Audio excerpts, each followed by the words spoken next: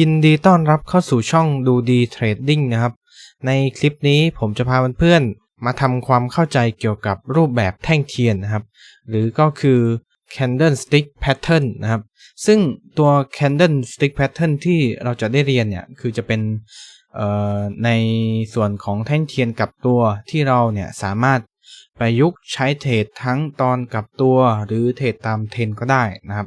ซึ่งเดี๋ยวจะพาเจาะลึกรวมไปถึงที่ไปที่มาให้เข้าใจมากกว่าจดจำชื่อตามสไตล์ของเรานั่นเองนะครับเราไปเริ่มกันเลยนะครับมาที่สารบัญที่เราจะเรียนกันนะครับก็คือตัวที่เป็นในส่วนของพื้นฐานแกะรูปแบบแท่งเทียนต่างๆนะครับให้เน้นเข้าใจมากกว่าจดจำการนำไปประยุกต์ใช้งานนะครับแล้วก็มีในส่วนของเทคนิค CSC บวก2 time frame นะครับซึ่งอันเนี้ยเป็นเทคนิคที่ผมใช้สำหรับการวิเคราะห์กราฟนะครับตั้งแต่เริ่มต้นเปิดกราฟมาเราก็จะดูแท่งเทียนก่อนรวมไปถึงใช้แท่งเทียนเนี่ยเป็นการตัดสินใจขั้นสุดท้ายก่อนที่จะเปิดออเดอร์นะครับก็เดี๋ยวเราจะเรียนแล้วก็เอาไปประยุกต์ใช้กันนะครับซึ่งถ้าใครยังไม่มีพื้นฐานนะครับก็คลิปนี้จะเป็นคลิปที่คิดว่าจะช่วยเสริมความเข้าใจเกี่ยวกับแท่งเทียนมากขึ้นได้นะครับอันนี้เป็นในส่วนของ EP ที่9นะครับที่ผมสอนในเรื่องการอ่านแรงนะครับโดยที่ไม่ต้องท่องจำนะครับซึ่งถ้าใครยังไม่ได้ดู EP 9นะครับก็ดู EP 10 EP เนี้ยจบก็ไปดูนะครับเพราะว่าสำคัญมากๆเรื่องการอ่านแรงนะครับจะทำให้เราเนี่ยเข้าใจส่วนประกอบของแท่งเทียนนะครับรวมถึงที่ไปที่มานะครับว่าแท่งเทียนเนี่ยมันเกิดขึ้นมาได้อย่างไรนะครับแล้วก็จะมีในส่วนของการบ้านด้วยนะครับใน EP ที่9เนี่ยก็หลังจากดูคลิปนี้เสร็จก็ไปตามดู EP ที่9ต่อได้นะครับมาในส่วนของรูปแบบแท่งเทียนที่พบได้บ่อยนะครับแล้วก็มีความแม่นยำสูงซึ่งผมเนี่ยก็คัดมานะครับในส่วนของแท่งเทียนแบบประเภทพินบาร์แท่งกลืนกินนะครับแล้วก็พวกMorning Star นะครับในกลุ่ม Morning Star Evening Star นะครับแล้วเดี๋ยวจะมีการเจาะลึกนะครับว่ามันเป็นอย่างไรนะครับซึ่งอย่างที่ผมบอกไปก่อนหน้านี้นะครับว่าเราเนี่ยจะใช้แท่งเทียนเนี่ยในการตัดสินใจเทรดครับตั้งแต่เริ่มเปิดกราฟนะครับจนถึงการตัดสินใจขั้นสุดท้ายนะครับภาษาบ้านๆผมที่ผมชอบเรียกก็คือการตัดสินใจขั้นสุดท้ายเนี่ยเรียกว่าลั่นไกนะครับลั่นไกก็คือเหมือนว่าเราเนี่ยกำลังจะยิงใช่ไหมครับเราก็ต้องเล็งก่อนถูกไหมเราเปิดกราฟมาเนี่ยเราก็ต้องเล็งก่อนพอเราตัดสินใจขั้นสุดท้ายได้แล้วเนี่ยเราก็ค่อยลั่นไกออกไปนะครับมาเริ่มที่อันแรกนะครับก็เป็น bullet engulfing นะครับก็เป็นรูปแบบนะครับเขียวกลืนกินแดงนะครับคำศัพท์ที่ผมชอบเรียกก็คือแท่ง engulfing หรือบางครั้งเนี่ยก็เรียกเขียวกลืนกินแดงไปเลยนะครับเขียวกลืนกินแดงยังไงนะครับก็คือในองค์ประกอบของ bullet engulfing เนี่ยฝั่งบูก็คือฝั่งกระทิงก็คือฝั่งสีเขียวนะครับมันจะกลืนกินแท่งแดงที่เป็นแท่ง bearish นะครับ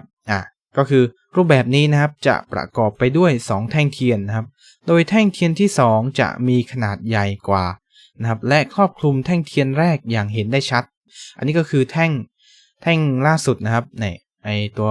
สีเขียวเนี่ยอันนี้ก็คือแท่งแรกที่เกิดขึ้นนะครับในส่วนของรูปแบบ engulfing เนี่ยจะมี2แท่งใช่ไหม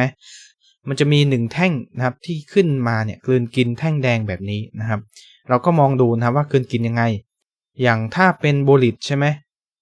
มันก็จะปิดแท่งนะครับสูงกว่าราคาเปิดแท่งของแท่งแรกนั่นเองนะครับเนี่ยราคาปิดแท่งของแท่งเทียนที่2มักจะปิดสูงกว่าราคาเปิดของแท่งแรกเสมออันนี้คือราคาเปิดของแท่งแรกนะครับก็คือตรงนี้นะครับอันนี้ราคาปิดของแท่งแรกอันนี้ราคาเปิดของแท่งที่2อันนี้ราคาปิดนะครับมันก็กลืนกินเห็นไหมอันนี้ราคาเปิดอันนี้ราคาปิดของแท่งที่2ครับมันถูกกลืนกินเราก็จะเรียกตัวแพทเทิร์นแบบนี้นะครับว่า bullet engulfing นะครับรูปแบบแท่งเทียนรูปแบบนี้นะครับบ่งบอกว่าแท่งเทียนที่2เนี่ยมีแรงซื้อเข้ามาในปริมาณมากเห็นไหมถ้ามีแรงซื้อใช่ไหมมันก็จะออกเป็นสีเขียวถูกไหม เมื่อเทียบกับแท่งก่อนหน้าเนี่ยอันเนี้ยก็คือแท่งก่อนหน้าที่จะเกิดแท่งสีเขียวก็อันเนี้ยถ้าเทียบกันก็คือเล็กนิดเดียวนะครับเมื่อเทียบกับแท่งสีเขียวนะครับหากเจอในโซนที่มีนัยยะสำคัญนะครับเช่นแนวรับเราก็สามารถพิจารณาตัดสินใจเปิดบายในแท่งถัดไปได้ก็คือรอให้จบแท่ง engulfing นี้ก่อนนะครับและสามารถใช้ไส้แท่งเทียนนะครับที่ราคาต่ำที่สุดก็คืออย่างถ้ามันมี2แท่งนะครับเราก็เลือกจุดต่ำสุดอาจจะเป็นแท่งแดงที่มันมีไส้แบบนี้เราก็เลือกจุดตรงเนี้ยเป็น SL แต่ถ้าตัวแท่งแดงเนี่ยไส้ไม่ยาวเราก็เลือกไส้ของแท่งสีเขียวเนี่ยเป็นจุดวาง SL นะครับอาจจะบวกลงมานิดนึงบวกค่าสเปรดเข้าไปนะครับก็ประมาณนี้นะครับก็คือใช้ไส้เทียนเนี่ยเป็นจุดพิจารณาการวาง stop loss นะครับทีนี้ stop loss คืออะไร stop loss นะครับก็คือจุดตัดขาดทุนนะครับจุดจำกัดการขาดทุนของเรานั่นเองในทุกคลิปเนี่ยผมพยายามพูดเสมอนะครับว่าเราเนี่ยจะต้องมี stop loss เสมอเพราะว่าในทุก pattern หรือทุกเทคนิคนะครับมันไม่มีอะไรแน่นอนหรือชนะ 100% ดังนั้นนะครับเราต้องคิดก่อนเสมอนะครับว่าเราเนี่ยจะยอมแพ้ตรงไหนซึ่ง stop loss เนี่ยก็คือจุดยอมแพ้ของเรานั่นเองนะครับก็พยายามทำให้เป็นนิสัยนะครับเรื่องการวาง stop loss นะครับมันจะทำให้เราเนี่ยอยู่รอดได้ในระยะยาวนะครับเรามาดูกันที่กราฟทางด้านขวามืออันนี้เป็นออเดอร์แรกที่ผมแคปมานะครับเป็นตัวอย่างให้ดูนะก็มีทั้งตัวอย่างที่ขาดทุนแล้วก็มีตัวอย่างที่ได้กำไรนะครับก็ผมเอามาให้ดูทั้ง2รูปแบบนะครับอย่างที่บอกไปเนาะว่ามันไม่ได้ 100% นะครับแต่ว่าเราเนี่ยสามารถทำให้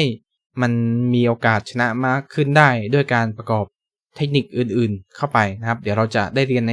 EP ถัดไปเนาะอันนี้เราก็โฟกัสมาที่รูปแบบแท่งเทียนกันก่อนนะครับมาที่ตรงนี้นะครับอันนี้จะเป็นแท่ง engulfing นะครับเห็นไหมตัวสีเขียวเนี่ยก็ดูนะครับอันนี้เป็นแท่งแรกเนี่ยก็คือแท่งแรกนะครับส่วนนี้เป็นแท่งที่2นะครับก็คือแท่งถ้าเปรียบเทียบกันเนี่ยก็คือแท่งสีเขียวแบบนี้นั่นเองนะครับทีนี้พอเราเจอในลักษณะแบบนี้นะครับเราก็เปิดบายนะครับเมื่อจบแท่ง engulfing นะครับส่วนในรูปนี้นะครับปรากฏว่ามันไม่ขึ้นนะครับมันลงมาแล้วก็โดน stop loss เป็นจุดขาดทุนของเรานั่นเองอันนี้คือผิดไปนะครับออเดอร์นี้ครับจะเห็นว่ามันไม่ได้ 100% นะครับผมพยายามเอามาให้ดูทั้ง2ด้านนะครับมาในส่วนตัวอย่างที่2อันนี้ก็เป็นแท่ง bullet engulfing นะครับก็คืออันนี้เป็นแท่งแรกเห็นไหมแท่งสีแดงอันนี้เป็นแท่งที่2นะครับเราก็วาง stop loss ตรงนี้นะครับเนี่ยวาง stop loss ตรงนี้นะครับแล้วก็เปิด buy ในแท่งถัดไปนะครับแล้วกราฟก็มีโอกาสที่จะขึ้นไปและถ้าไอโซนที่มันเกิดเนี่ยเช่นตรงเนี้ยเป็นแนวรับนะครับกราฟทางขวามือผมไม่ได้แคปมานะครับมันก็จะช่วยทำให้เราเนี่ยมีโอกาสชนะมากขึ้นออเดอร์นี้ก่อนจะขึ้นไปเนี่ยก็มีการย่อลงมาก่อนแล้วก็ค่อยขึ้นนะครับสำหรับใครที่ไม่อยากเปิดบายตรงนี้เราก็สามารถต่อราคาได้อย่างเช่นว่าอันนี้เป็นแท่ง engulfing ใช่ไหมแล้วก็รอมันย่อก่อนนะครับแล้วก็หาจังหวะเปิดบายในโซนที่ต่ำกว่าราคาที่เราจะเปิดตอนแรกนั่นเองก็คือเหมือนเป็นการต่อราคาครับแล้วก็เราไม่อยากได้ของแพงใช่ไหมเราก็รอนิดนึงรอให้มันมีราคาถูกกว่านี้ก่อนแล้วก็หาจังหวะเปิดบายนะครับมาที่ออเดอร์ที่3นะครับอันนี้จะเป็นแท่ง bullet นะครับนี่ bullet engulfing นะครับอันนี้เป็นแท่งที่1ก็คือแท่งสีแดงนะครับเนี่ยแท่งสีแดงพยายามสังเกตดูนะคือตัวไส้เนี่ยเราไม่จำเป็นจะต้องแท่งสีเขียวมีไส้ต่ำกว่าหรือแท่งสีแดงมีไส้ต่ำกว่าก็ไม่เป็นไรนะครับให้เราเนี่ยโฟกัสราคาปิดนะครับของแท่ง engulfing เนี่ยว่าสูงกว่าราคาเปิดของตัวแท่งแรกหรือเปล่านะครับเพราะว่าตามตำราเนี่ยเขาจะยึดแค่นั้นนะครับเพราะว่าเวลาที่เราเจอในสถานการณ์จริงเนี่ยมันจะไม่ได้สวยแบบนี้ทุกครั้งนะครับมันจะมีไส้สีแดงต่ำกว่าบ้างหรือเขียวต่ำกว่าบ้างสลับกันไปนะครับแต่เราเข้าใจคอนเซปต์มันเนี่ยเราก็จะ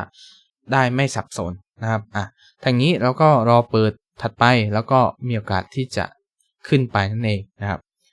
แล้วก็วาง stop loss ตรงนี้นะครับเพราะว่าในรูปแบบ2แท่งเทียนนี้นะครับแท่งสีแดงเนี่ยมัน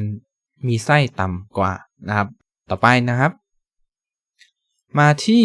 bearish engulfing นะครับbearish ก็คือ bear ก็คือหมีนะครับภาวะหมีนั่นเองก็คือภาวะช่วงที่กราฟลงนะครับengulfing ก็คือกลืนกินนะครับรูปแบบนี้นะครับเป็นแดงกลืนกินเขียวเห็นไหมว่าตัวแท่งสีแดงเนี่ยถ้าเทียบกับแท่งแรกเนี่ยมันจะมีขนาดใหญ่กว่าซึ่งรูปแบบ engulfing อย่างที่บอกไปนะครับว่าจะประกอบไปด้วย2แท่งเทียนนะครับโดยแท่งเทียนที่2นะครับจะมีขนาดใหญ่กว่าและครอบคลุมแท่งแรกอย่างเห็นได้ชัดนะครับเนี่ยเห็นไหมดูอันนี้จุดเปิดราคาของแท่งสีเขียวนะครับแล้วก็อันนี้จุดปิดของราคาสีแดงนะครับก็คือแท่ง engulfing นั่นเองและราคาปิดของแท่งเทียนที่2มักจะปิดต่ำกว่าราคาเปิดของแท่งแรกเสมอนะครับก็คือถูกกลืนกินนั่นเองนะครับรูปแบบแท่งเทียนรูปแบบนี้นะครับบ่งบอกว่าแท่งเทียนที่2นะครับมีแรงขายเข้ามาในปริมาณมากเมื่อเทียบกับแท่งก่อนหน้าหากเจอในโซนที่มีนัยสำคัญนะครับเช่นแนวต้านเราก็สามารถพิจารณาตัดสินใจเซลล์ในแท่งถัดไปได้นะครับและสามารถใช้ไส้เทียนนะครับที่ราคาสูงที่สุดนะครับอันนี้ผมเขียนผิดนะเป็นราคาสูงที่สุดนะครับเพราะว่ามันเป็น bearish ใช่ไหมเราก็ต้องวาง stop loss เหนือกว่าจุดที่เราเปิดออเดอร์นะครับก็คือวางที่ไส้นะครับเป็นจุดพิจารณาการวาง stop loss ได้นะครับนี่ก็เป็นแนวทางนะแต่ว่าเราเนี่ยสามารถประยุกต์ใช้วาง stop loss เหนือโซนหรือโซนถัดไปได้อันนี้เราก็ต้องไปประยุกต์ใช้นะครับเดี๋ยวเราจะค่อยๆได้เรียนกันไปทีละสเต็ปนะครับมาดูในส่วนของหน้ากราฟกันนะครับอันนี้จุดวาง stop loss นะครับเราเห็นว่าแท่งเนี้ยเป็น engulfing เห็นปะเนี่ยก็คือแท่งเนี้ยนะครับมีจุดปิดนะครับต่ำกว่าราคาเปิดของแท่งสีเขียวที่เป็นแท่งบูนะครับก็คือแท่งสีเขียวนั่นแหละนะครับแล้วตัว engulfing ตัวเนี้ยถือว่าดีมากเพราะว่าไส้เขาเนี่ยอยู่สูงกว่าแท่งสีเขียวนะครับแล้วก็คือมันกลืนหมดเลยนะแต่ว่าตัวไส้สีเขียวเนี่ยด้านล่างเนี่ยยังมีนิดนึงแต่ว่าก็ไม่เป็นไรเนาะเพราะว่าตามตำราเนี่ยเรายึดคอนเซปต์ก็คือปิดต่ำกว่าราคาเปิดของแท่งแรกนั่นเองก็คือถึงจะเป็น bearish engulfing นะครับแล้วก็รอเปิดในแท่งถัดไปนะครับทีนี้จะเห็นว่าในการประยุกต์ใช้เนี่ยตรงนี้คือเป็นเทรนลงนะครับเป็นเทรนลงแล้วก็ตรงนี้เป็นโซนด้วยนะโซนเดี๋ยวผมจะมีคลิปในเรื่องของการสอนตีโซนหรือการหาโซนที่มีนัยสำคัญนะครับแล้วก็เรียนแท่งเทียนไปก่อนนะครับตรงนี้เป็นโซนแท่งเทียนเกิดแท่งเทียน engulfing แล้วก็หาจังหวะเปิดเซลล์นะครับกราฟก็มีโอกาสที่จะลงมานะครับแล้วก็พิจารณาการวาง risk reward ratio ด้วยนะใครยังไม่ได้เรียน risk reward ratio เนี่ยไปดูคลิปเรื่อง 3M ได้นะครับเรื่องจิตวิทยาการเทรดเนี่ยมันมีผลเหมือนกันนะครับมันจะทำให้เราเนี่ยมีโอกาสอยู่รอดได้ในระยะยาวนะครับนี่ก็ถูกไป1ออเดอร์นะครับตัวอย่างที่2นะครับอันนี้เป็นแท่ง engulfing นะครับ engulfing ตัวแท่งสีเขียวก็คือแท่งแรกแท่งนี้นะครับนี่เป็นแท่งที่2เห็นนะว่ามันมีการกลืนกินนะครับเป็นการกลืนกินที่ค่อนข้างยาวเลยนะครับเพราะว่าคือมันมีแรงขายเข้ามาในปริมาณมากนะครับเมื่อเทียบกับแท่งแรกนะครับแล้วก็กดเซลล์นะครับในแท่งถัดไปนะครับรอให้มันจบแท่งก่อนนะเพราะถ้าเราเนี่ยไม่รอให้จบแท่งบางทีเนี่ยมันอาจจะดีดขึ้นไปคืนไม่กลายเป็นแท่ง engulfing นะครับเราก็รอให้จบแท่งแล้วก็พิจารณาวาง SL ตรงไส้นะครับไส้เทียนนะครับใครมีความรู้เรื่องโซนนะครับอย่างตรงนี้ถ้าเป็นโซนเราก็อาจจะโยก SL มาไว้ตรงโซนนี้แทนนะครับก็เอาไปประยุกต์ใช้กันดูนะครับเปิดเซลล์กราฟก็มีโอกาสที่จะร่วงลงมาตามเทรนลงนะครับประมาณนี้ตัวอย่างที่3นะครับเนี่ยเห็นไหมทางนี้ก็ไส้ด้านบนนะครับอันนี้เป็นengulfingเหมือนกันนะ นี่เห็นไหมกลืนกินแท่งแรกนะครับอย่างเห็นได้ชัดแล้วก็รอให้จบแท่งนะครับพอจบแท่งเสร็จเราก็เปิดเซลล์ได้เลยนะครับพิจารณาการ TP ก็คือหาแนวรับถัดไปนะครับในการเป็นจุด TP นะครับเพราะว่าพอกราฟลงมาเจอแนวรับใช่ไหมมันก็มีโอกาสที่จะขึ้นไปเราก็เลยจะต้องวาง TP บริเวณนี้นั่นเองนะครับก็ปิดทำกำไรไปนะครับมันจะมีบางออเดอร์ที่ผมไม่ได้ยกตัวอย่างขึ้นมานะครับอย่างเนี้ยก็เป็น engulfing เหมือนกันนะเห็นไหมเราก็เปิด buy ขึ้นไปก็ได้นะครับแต่ว่าต้องไปใช้คู่กับเทคนิคอื่นที่มีโอกาสชนะนะครับอย่างตัวอย่างที่ผมเลือกมาเนี่ยคือมันเป็นเทรนลงใช่ไหมผมก็จะโฟกัสที่แท่ง bearish นะครับคือถ้ามันเป็นเทรนลงใช่ไหมเราไปโฟกัสแท่งที่เป็นสัญญาณ bullish เนี่ยมันก็คือมันจะไม่คุ้มนะครับอย่างเช่นตรงนี้เราวาง SL ใช่ไหมแล้วถ้า TP เราไปวางข้างบนเนี่ยมันก็ไม่มีโอกาสที่จะขึ้นไปถึงนะครับเพราะว่ามันเป็นเทรนลงนั่นเองนะครับก็ประมาณนี้ทีนี้นะครับรูปแบบการกลืนกินนะครับเนี่ยในการเทรดจริงนะครับไม่ได้สวยเป๊ะเหมือนในตำราทุกครั้งนะครับอันนี้คือตามตำรานะมันจะมีไส้อยู่ด้านล่างใช่ป่ะแล้วก็กลืนกินแท่งแรกนะครับเหมือนกันนะเนี่ยเห็นไหมบางครั้งนะครับอาจจะมีไส้เทียนบางครั้งก็ไม่มีไส้เทียนเลยนะครับสำหรับมือใหม่จะสับสนแน่นอนนะครับซึ่งผมเนี่ยก็เคยเป็นนะครับอันนี้เป็นประสบการณ์ตรงเลยนะว่าทางนี้มัน engulfing หรือเปล่าไม่ engulfing ไหมหรือจะต้อง engulfing เนี่ยมันจะต้องเป็นรูปแบบไหนนะครับก็คือถ้าเราเข้าใจเนี่ยเราก็จะอ่านแรงจากกราฟได้นะครับเราก็สามารถใช้เทรดได้เหมือนกันนะไม่จะเป็นที่ว่าจะต้องมีไส้หรือไม่มีไส้นะครับเดี๋ยวผมจะพาไปเจาะทีละอย่างนะครับเพื่อให้เนี่ยเข้าใจมากขึ้นตามคอนเซปต์ของช่องนั่นเองนะครับจะเห็นว่าเนี่ยเห็นไหมในส่วนของ engulfing ตรงนี้นะครับเนี่ยเห็นไหมแท่งสีแดงเนี่ยก็มีไส้ต่ำกว่าแท่งสีเขียวนะครับแล้วก็มันไม่ได้ engulfing ไส้นะแต่ว่ามัน engulfing ตัวแท่งเปิดของแท่งสีแดงนะครับเนี่ยตัวอย่างนี้เหมือนกันนะครับเห็นว่าเนี่ยอันนี้ก็ทิ้งไส้แท่งสีแดงนี่อันนี้ก็ engulfing เหมือนกันนะครับเนี่ยถ้าเราเลือกเล่นฝั่งเทรนเนี่ยเราจะมีโอกาสชนะมากกว่าเล่นตัว engulfing ฝั่งส่วนเทรนนะครับอย่างเนี้ยมันเป็นเทรนขึ้นใช่ป่ะแต่ถ้าเราไปเลือกเล่นฝั่ง engulfing ที่มันผิดทางเนี่ยโอกาสที่มันจะได้กำไรเนี่ยมันจะน้อยกว่านะก็คืออย่างนี้ตรงนี้ใช่ไหมเป็น bullish engulfing เราเปิด buy แล้ว SL แล้ววาง stop loss เราจะวางได้สูงกว่าสัดส่วนของการทำกำไรเมื่อเทียบกับการขาดทุนเนี่ยคือเราจะเรียกกันว่า RR นะครับถ้าเราเล่นตามเทรนเนี่ยมันจะมีโอกาสได้กำไรเยอะกว่าเมื่อเทียบกับจุดที่เรายอมแพ้นะครับแล้วก็ประมาณนี้เห็นไหมในตลาดเนี่ยมันมี engulfing เยอะมากซึ่งเป็นแท่งที่ผมค่อนข้างชอบนะครับเพราะว่ามันหาจังหวะเทรดได้ค่อนข้างเยอะนะครับใครจะเอาไป scalping เทรดสั้นหรือเทรดยาวได้หมดเลยนะครับขอแค่เมื่อเรียนไปเนี่ยเอาไปทดลองใช้แล้วก็สามารถเอาไปเสริมกับเทคนิคอื่นได้นะครับทีนี้ผมจะมีในส่วนของ engulfing ที่พบได้บ่อยนะครับเดี๋ยวเราจะไปเจาะกันทีละอันนะครับไปกันเลยนะครับมาดูรูปแบบ engulfing ที่พบได้บ่อยนะครับอันนี้คือที่ผมอธิบายไปก่อนหน้านี้ก็คือมีไส้ที่กลืนกินทั้งแท่งแรกไปเลยอันนี้ก็เหมือนกันนะครับฝั่งขาลงเนาะ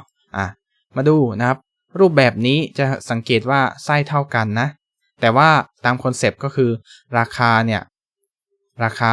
ปิดของฝั่งบูลลิตเนี่ยมันจะต้องสูงกว่าราคาเปิดก็ถือว่าผ่านนะครับส่วนไส้เนี่ยเราก็ใช้เป็นจุดวาง SL นะครับแต่ว่าคือถ้าใครจะเลือกเป็นตัวที่กลืนกินแบบนี้ไปเลยก็ได้นะไม่ผิดนะครับแต่ว่าคือถ้าเราเข้าใจคอนเซปต์เนี่ยเดี๋ยวผมจะให้ดูนะครับก็คือดูอันนี้ก่อนอย่างถ้าใครรวมแท่งเป็นนะเนี่ยแท่งที่เป็น bullish engulfing แบบนี้นะครับมันจะคือแท่งพินบาร์แบบนี้ผมทำให้ดูนะครับซึ่งตัว EP 9เนี่ยผมมีการบ้านเรื่องนี้ด้วยนะครับแล้วก็สอนเรื่องการอ่านแรงนะครับมันจะทำให้เราเข้าใจมากขึ้นดูนะอันนี้คือแท่งเปิดใช่ป่ะราคาเปิด อันนี้คือราคาเปิดนะครับเรา make ไว้ก่อนนี่คือราคาต่ำสุดนะครับราคาต่ำสุดในชุดนี้นี่คือราคาสูงสุดนี่คือราคาสูงสุดถ้าเราพลอตเป็นกราฟนะครับเนี่ยมันจะออกมาในลักษณะแบบนี้นะครับเนี่ยแล้วก็จะเป็นแท่งสีเขียวนะครับอาจจะวาดขี้เหร่นิดนึงนะถ้ามันรวมเป็น1แท่งถ้าเพื่อนๆเนี่ยไปเจอแท่งแบบนี้นะครับเช่นเจอใน time frame M30 นะครับเจอใน M30 แล้วให้ไปดูใน H1 นะครับหลังจบแท่งเนี้ยเราจะเจอแท่งที่เป็นพินบาร์นะครับก็คือแท่งที่ลักษณะคล้ายกับแบบนี้นะครับก็คือแท่งเหมือนเป็นเข็มหมุดนะครับเดี๋ยวเราจะได้เรียนนะเรื่องพินบาร์เนี่ยเห็นปะเนี่ยคือจะเป็นลักษณะนี้เลยนะครับอันนี้เป็นทริคนะครับคือทำให้เราเนี่ยเข้าใจมากขึ้นนะว่ารูปแบบของการมีไส้อาจจะไม่ได้กลืนกินไส้นะครับหรือเท่ากันเนี่ยมันจะมีลักษณะที่คล้ายกันนะครับอย่างตัวนี้เห็นป่ะเดี๋ยวผมทำให้ดูนี่ราคาเปิดราคาเปิดเมคไว้ก่อนไส้จุดต่ำสุดก็คือตรงนี้เท่ากันนะครับนี่คือราคาปิดของชุดนี้เราก็เมคไปนะครับจากนั้นนี่ราคาเปิดเนาะไปหาราคาปิดเห็นป่ะหน้าตาเนี่ยคล้ายๆพินบาร์นะครับเห็นไหมเนี่ยเพียงแค่ตัวแท่งเทียนเนี่ยอาจจะรู้สึกว่าใหญ่กว่านิดนึงเท่านั้นเองนะครับอันนี้เหมือนกันราคาเปิดตรงนี้ราคาต่ำสุดตรงนี้นะครับก็คือตรงนี้นี่คือราคาสูงสุดและราคาปิดเราก็สร้างเป็นแท่งเทียนขึ้นมาเนี่ยเห็นไหมหน้าตาคล้ายๆกันเลยนะครับส่วนอันนี้มีไส้เหนือกว่านิดหนึ่งก็ไม่เป็นไรครับอันนี้ปึ๊บนี่ราคาเปิดเนาะราคาปิดราคาต่ำสุดปึ๊บเนี่ยแท่งเทียนเห็นว่านี่มันพินบาร์ชัดๆเลยเนี่ยคือถ้าเราเข้าใจคอนเซปต์นะเราจะอ่านกราฟออกนะครับว่าไอรูปแบบที่มันอาจจะมีไส้หรือไม่มีไส้จริงๆแล้วนะครับมันคือรูปแบบเดียวกันนะครับก็คือรูปแบบที่เป็นพินบาร์แบบนี้นั่นเองเป็นการกลืนกินแบบแฮมเมอร์นะครับไอรูปแบบเหมือนลักษณะของเขาเนี่ยจะคล้ายๆค้อนนะครับแต่ปกติเราจะเรียกกันว่าพินบาร์นะครับก็คือคล้ายเข็มหมุดนั่นเองนะครับเห็นไหมลักษณะเนี่ยคล้ายๆกันก็คือทิ้งไส้ด้านล่างแล้วก็มีแท่งเทียนที่เป็นแท่งสีเขียวเนี่ยนิดนึงน้อยกว่าไส้นั่นเองนะครับมาดูในส่วนของแบริดกันบ้างก็คือฝั่งลงนะครับเราแกะกันเลยนะอันเนี้ยแท่งเปิดใช่ป่ะราคาเปิดของเขาอยู่ตรงนี้ราคาสูงสุดตรงนี้นะครับราคาปิดตรงนี้เราลากลงมานะครับแล้วก็ราคาเปิดแท่งเทียนตรงนี้ราคาปิดต่ำกว่าราคาเปิดปึ๊บเป็นไงนี่มันพินบาร์ชัดๆเห็นว่าเนี่ยไม่เชื่อเพื่อนๆลองเปิดกราฟไปดูนะไปดู M30 ก็ได้นะครับ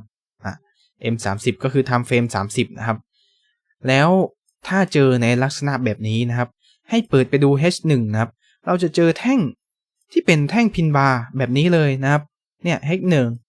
จริงๆนะลองไปดูไม่เชื่อไปพิสูจน์ได้ตัวเองได้นะครับแท่งนี้เหมือนกันนะครับนี่ราคาเปิดราคาสูงสุดราคาปิดนี่เนี่ยเห็นปะมีไส้ด้านบนนะครับคล้ายกันปะเนี่ยเห็นไหมมันคือพินบาร์นะครับอันนี้เหมือนกันนะคือรูปแบบเนี่ยมันจะอาจจะไม่เหมือนนะแต่พอเราเข้าใจในเรื่องของธรรมชาติการเคลื่อนที่รวมถึงอารมณ์ที่แท่งเทียนเนี่ยสื่อออกมาให้เราเนี่ยมันจะทำให้เราเนี่ยเทรดได้ง่ายขึ้นแล้วก็อ่านกราฟออกนะครับอันนี้ราคาเปิดราคาเปิดราคาสูงสุดราคาต่ำสุดราคาปิดนะครับปึ๊บเอาแบบเร็วๆนะเนี่ยอาจจะไม่สวยแต่ว่าคิดว่าน่าจะเข้าใจกันนะครับเห็นไหมราคาไอตัวแท่งเทียนเนี่ยคล้ายๆกันนะครับลักษณะแบบนี้เหมือนกันนะนี่ราคาเปิดตรงนี้นี่ราคาสูงสุดข้างบนราคาปิดลากมาเห็นปะเหมือนกันไหมฮะเหมือนกันนะครับมันคือแท่งพินบาร์ในลักษณะที่เหมือนกันเลยนะครับก็เดี๋ยวเราจะไปเจาะในเรื่องของพินบาร์อีกทีเนาะเพราะว่าอันนี้เราเริ่มมาที่ engulfing กันก่อนนะครับก็คือถ้าเจอแท่งเนี้ยแบบเนี้ยไม่เชื่อลองไปดูเลยนะครับมันจะเจอที่เป็นแท่งตัวพินบาร์ที่เป็นแฮมเมอร์หรือ shooting star นะครับก็จำแค่ว่าเป็นแท่งพินบาร์ก็ได้นะครับพินบาร์คือแท่งที่คล้ายเข็มหมุดนะครับ ก็จะมีถ้าเข็มหมุดเนี่ยมันจะมีหัวที่เล็กแล้วก็ไส้ที่ยาวนะครับก็คือตัวเข็มมันนั่นเองนะครับก็ประมาณนี้เดี๋ยวเราไปดูถัดไปนะครับมาในรูปแบบแท่งพินบาร์ที่เราเพิ่งพูดไปเมื่อกี้นะครับแท่งเทียนรูปแบบพินบาร์นะครับจะมีขนาดตัวแท่งเทียนเนี่ยประมาณ 20-30% และหางเทียนก็คือไส้เทียนนะครับไส้เทียนเนี่ยประมาณ 70-80% จริงๆก็คือถ้าเกินกว่า 50% เนี่ยก็ถือว่าอาจจะเรียกเป็นแท่งพินบาร์ไปเลยนะครับเพราะว่ามันบ่งบอกถึงการปฏิเสธราคาเหมือนกันจุดสังเกตนะครับคือจะมีไส้เทียนนะครับยาวมากกว่าเนื้อเทียนนี่อันนี้คือเราแบ่งเป็น 100% นะจากล่างถึงข้างบนเนี่ยเห็นป่ะแล้วก็ตีครึ่งใช่ไหมเป็น 50% แล้วก็ดูนะครับปริมาณไส้ของเขาเนี่ยจะยาวกว่าเมื่อเทียบกับตัวเนื้อเทียนเนี่ยลักษณะของเขาเนี่ยจะเหมือนกับเข็มหมุดเห็นไหมเนี่ยเข็มหมุดก็คือมีปลายเข็มในช่วงเข็มเนี่ยยาวแล้วก็หัวหมุดเนี่ยจะนิดเดียวนะครับจะคล้ายๆกันเลยนะครับผมก็เอารูปมาให้ดูเพื่อเข้าใจง่ายขึ้นนะครับมีลักษณะเหมือนเข็มหมุดนะครับไส้เทียนก็คือวิกใช่ไหมที่ยาวกว่าตัวเทียนก็คือบอดี้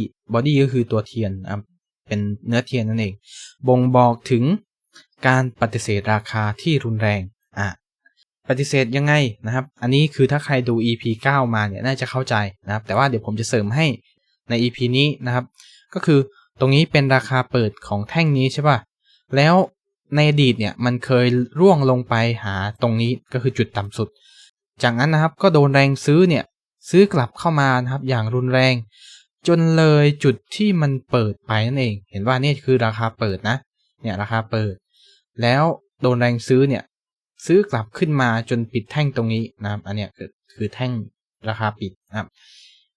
มันก็คือการโดนแรงซื้อดันขึ้นมานะครับ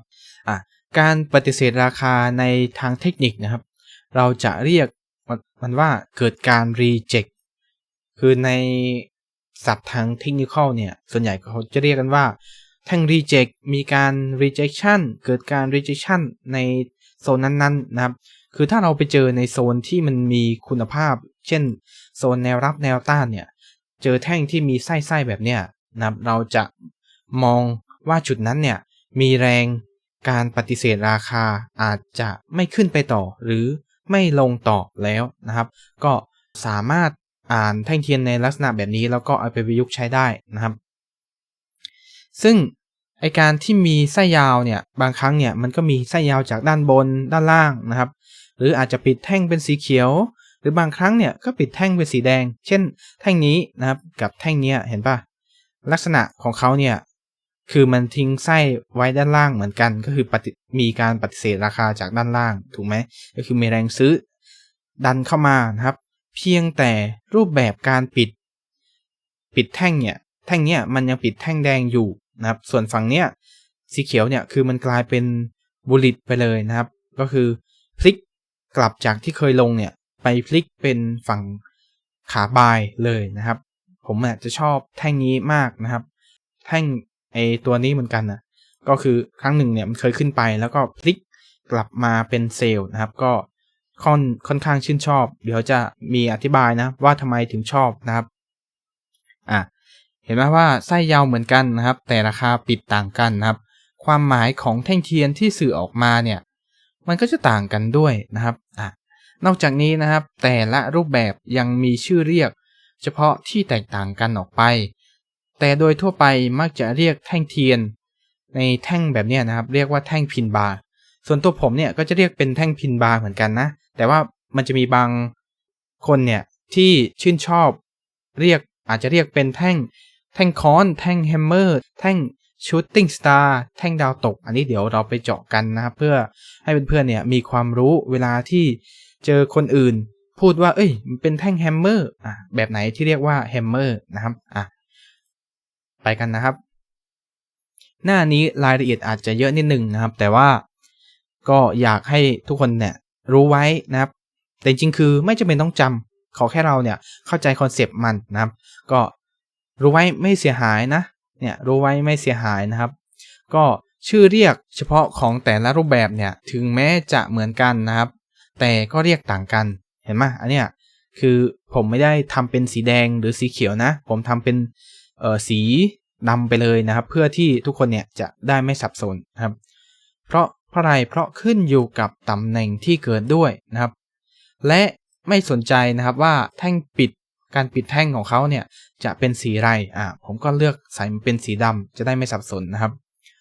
คือมันรู้ไว้ไม่เสียหายนะครับไอ้พวกชื่อพวกเนี้ยแต่สำหรับบางคนนะครับเช่นผมบอกไปแล้วนะว่าคือผมเนี่ยไม่ได้เรียกชื่อแยกแบบทีละอันหรือเรียกจำชื่อทั้งหมดนะครับผมจำได้แค่ไม่กี่อันนะครับแล้วก็คือผมเนี่ยจะเรียกรวมๆไปเลยนะว่าเป็นแท่งประเภทพินบาร์ก็คือแท่งแบบเข็มหมุดนั่นเองนะครับโอเคนะแต่ว่ามาดูนะครับเผื่อว่าเราต้องไปดูโค้ดคนอื่นเราจะได้เข้าใจนะครับแท่งแฮมเมอร์แฮมเมอร์ตามชื่อแฮมเมอร์แปลว่าค้อนนะครับภาษาไทยเนี่ยแปลว่าค้อนนะครับมีลักษณะเหมือนค้อนนะครับไส้ที่ยาวจากด้านล่างอันนี้คือไส้นะและเกิดขึ้นในช่วงกราฟขาลงก็คือในอดีตเนี่ยมันมีช่วงกราฟขาลงมาใช่ป่ะแล้วเกิดแท่งที่ทิ้งไส้แบบนี้นะครับบ่งบอกว่ามีการปฏิเสธราคาจากด้านล่างก็คือพูดง่ายๆมันมีแรงซื้อเข้ามานะครับนี่ภาษาบ้านๆเลยนะมีแรงซื้อเข้ามาถ้าศัพท์ทางเทคนิคอลเนี่ยจะเรียกว่าเกิดการ rejection นะครับหากเจอในโซนแนวรับเราก็สามารถตัดสินใจเปิดบายได้นะครับรูปแบบนี้เนี่ยครับผมชอบนะให้5ดาวนะครับเนี่ยผมมีการให้ดาวด้วยนะครับก็เดี๋ยวเราจะไปเจาะกันนะครับว่าผมชอบยังไงในช่วงถัดไปนะครับต่อมานะครับ inward hammer inward